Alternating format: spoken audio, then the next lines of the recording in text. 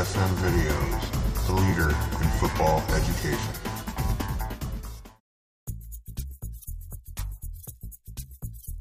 Hello, I'm Coach Tim Salem with the UCF Knights, here to talk about special teams, the punt return phase. Hope you have a chance to enjoy the DVD. Let's get right to it.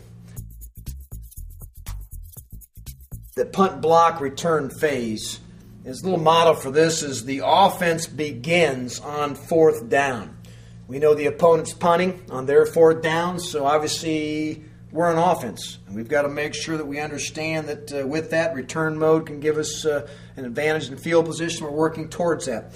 A couple of very, very important coaching points to understand right there is now with all the new wave of formations and overloads and unbalanced and wide splits, we've got to take the field and communicate to each other and know all of the adjustments and the eligible receivers of the punting team's formations.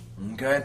And really right now we give an onside, making sure we're onsides. And for our L1 and our R2, they're responsible for making get-back calls that were not offsides, because the worst thing we want to have happen again is a penalty on a 4th and 4, 4th and 3. We're offsides to give the opponent a first down. So, the bottom line is on punt return, when the whistle blows, we have the ball.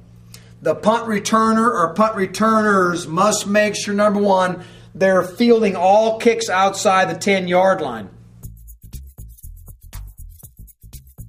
But one of the other phases in punt block, punt return out here is obviously the punt block.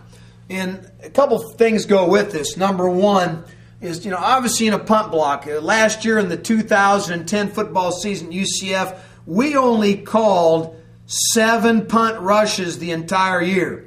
But of those 7, we had 5 of the 7 where the punter shanked or had a bad punt. So we did our job right there. We're only calling 7, but 5 of the 7, we didn't block it, but we put enough pressure on him, we put a little fear of God into him, and we forced or shanked a bad punt. But part of the punt block mentality that you want to have up there, as you see by letter A, is crowd the ball.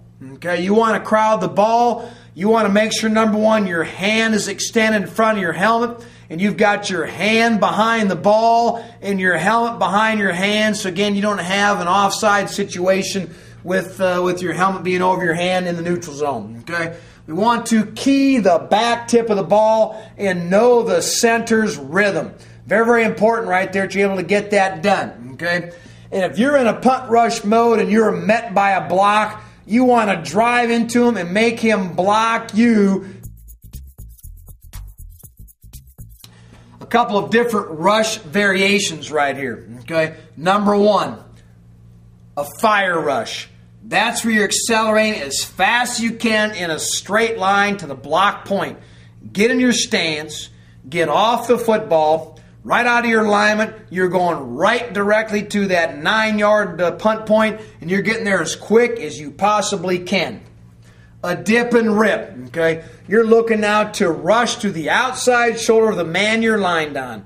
You want to make sure you're dropping that inside arm, and you're going to dip, and you're going to rip, and you're going to come underneath the blocker as you rip by him. A swim move, okay? A swim move, again, will be used just like a defensive pass rush, where you're going to grab the near shoulder with your outside arm, and then you're going to bring that inside up over the top as you have a chance to now release and go by the blocker that you've aligned over.